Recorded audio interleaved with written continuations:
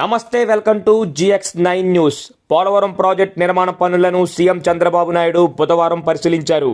నిర్మాణ పనుల గురించి అధికారులను వివరాలు అడిగి తెలుసుకున్నారు. Copper dam, ECRF gap 1, gap 2 పనుల పురోగతిని పరిశీలించారు. ముందుగా ముఖ్యమంత్రి ఏరియల్ వ్యూ ద్వారా ప్రాజెక్టు పరిసర ప్రాంతాలను పరిశీలించారు.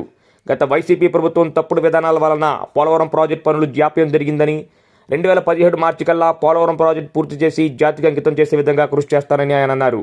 ఆయన వెంట నీటిపారుదల శాఖ మంత్రి నిమ్మల రామానాయుడు, పౌర సరఫరాల శాఖ మంత్రి నాదెళ్ల మనోహర్, ఏలూరు ఎంపీ పుట్టా మహేష్, ట్రైకర్ చైర్మన్ బొరగం శ్రీనివాస్, పోలవరం ఎమ్మెల్యే సిరి బాలరాజు, పలువురు ఎమ్మెల్యేలు, అధికారులు ఉన్నారు.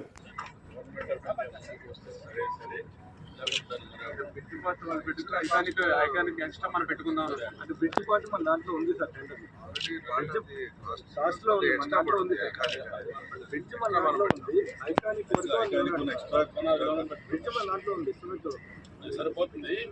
ఐకానిక్ మనం చేసుకుందాం. బ్రిడ్జ్ వాళ్ళకి డ్రెడ్జింగ్ కూడా అది ఆల్రెడీ స్టాండింగ్ వాటర్ ఉంటుంది.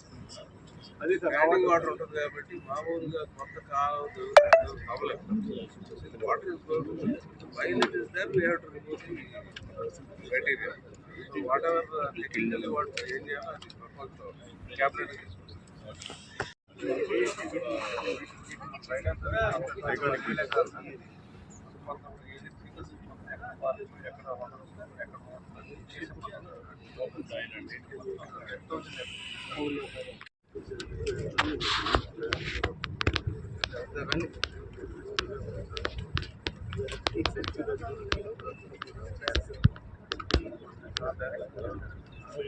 basically